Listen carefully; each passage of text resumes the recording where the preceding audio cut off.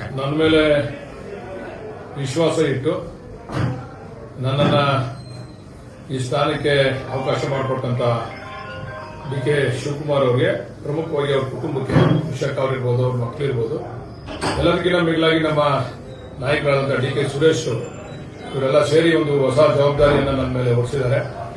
ಈ ಒಂದು ಜವಾಬ್ದಾರಿ ಜೊತೆಗೆ ಹೈಕಮಾಂಡ್ ಕೂಡ ನನ್ನ ಮೇಲೆ ವಿಶ್ವಾಸ ಇಟ್ಟು ಈ ಜವಾಬ್ದಾರಿಯನ್ನು ಹಳೆ ಮೈಸೂರು ಭಾಗದಲ್ಲಿ ಒಂದು ಜವಾಬ್ದಾರಿಯನ್ನು ಕೊಟ್ಟಿದೆ. ಅದನ್ನು ನಿಭಾಯಿಸ್ತೀನಿ. ಈ ಸಂದರ್ಭದಲ್ಲಿ ಏನ್ ಹೇಳ್ತೀನಿ ಅಂತಂದ್ರೆ, ಇದಕ್ಕೆಲ್ಲ ಪ್ರಮುಖವಾದಂತಹ ಕಾರಣಕರ್ತರು ನನ್ನ ಕ್ಷೇತ್ರದ ಜನತೆ. 5 ಬಾರಿ ನನ್ನನ್ನ ಅಧಿಕಾರ ಸಚಿವನಾಗ್ಲಿ ಆಗದೇ ಇರಲಿ 5 ಬಾರಿ ನನ್ನನ್ನು ಗೆಲ್ಲಿಸಿದ್ರಲ್ಲ, ಇವ್ರ ಋಣನೂ ಕೂಡ ನನ್ನ ಮೇಲಿದೆ. ಜವಾಬ್ದಾರಿ ಕೂಡ ಜಾಸ್ತಿ ಆಗಿದೆ.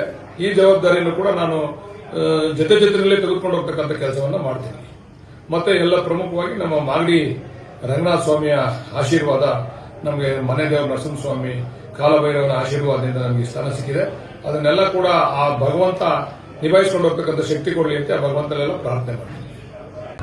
ನನ್ನ ಮೇಲೆ ವಿಶ್ವಾಸ ಇಟ್ಟು ನನ್ನನ್ನು ಈ ಸ್ಥಾನಕ್ಕೆ ಅವಕಾಶ ಮಾಡಿಕೊಟ್ಟಂತ ಡಿ.ಕೆ. ಶಿವಕುಮಾರ್ ಅವರಿಗೆ, ಪ್ರಮುಖವಾಗಿ ಅವ್ರ ಕುಟುಂಬಕ್ಕೆ, ವಿಶಾಖ ಅವರಿರ್ಬೋದು, ಅವ್ರ ಮಕ್ಕಳಿರ್ಬೋದು, ಎಲ್ಲರಿಗಿಂತ ಮಿಗಿಲಾಗಿ ನಮ್ಮ ನಾಯಕರಾದಂಥ ಡಿ.ಕೆ. ಸುರೇಶ್ ಇವರೆಲ್ಲ ಸೇರಿ ಒಂದು ಹೊಸ ಜವಾಬ್ದಾರಿಯನ್ನು ನನ್ನ ಮೇಲೆ ಹೊರಿಸಿದ್ದಾರೆ. ಈ ಒಂದು ಜವಾಬ್ದಾರಿ ಜೊತೆಗೆ ಹೈಕಮಾಂಡ್ ಕೂಡ ನನ್ನ ಮೇಲೆ ವಿಶ್ವಾಸ ಇಟ್ಟು ಈ ಜವಾಬ್ದಾರಿಯನ್ನು ಹಳೆ ಮೈಸೂರು ಭಾಗದಲ್ಲಿ ಒಂದು ಜವಾಬ್ದಾರಿಯನ್ನು ಕೊಟ್ಟಿದೆ. ಅದನ್ನು ನಿಭಾಯಿಸ್ತೀನಿ. ಈ ಸಂದರ್ಭದಲ್ಲಿ ಏನ್ ಹೇಳ್ತೀನಿ ಅಂತಂದ್ರೆ, ಇದಕ್ಕೆಲ್ಲ ಪ್ರಮುಖವಾದಂತಹ ಕಾರಣಕರ್ತರು ನನ್ನ ಕ್ಷೇತ್ರದ ಜನತೆ. 5 ಬಾರಿ ನನ್ನನ್ನ ಅಧಿಕಾರ ಸಚಿವನಾಗ್ಲಿ ಆಗದೇ ಇರಲಿ 5 ಬಾರಿ ನನ್ನನ್ನು ಗೆಲ್ಲಿಸಿದ್ರಲ್ಲ, ಇವ್ರ ಋಣನೂ ಕೂಡ ನನ್ನ ಮೇಲಿದೆ. ಜವಾಬ್ದಾರಿ ಕೂಡ ಜಾಸ್ತಿ ಆಗಿದೆ. ಈ ಜವಾಬ್ದಾರಿಯನ್ನು ಕೂಡ ನಾನು ಜೊತೆಯಲ್ಲೇ ತೆಗೆದುಕೊಂಡು ಹೋಗ್ತಕ್ಕಂಥ ಕೆಲಸವನ್ನ ಮಾಡ್ತೀನಿ.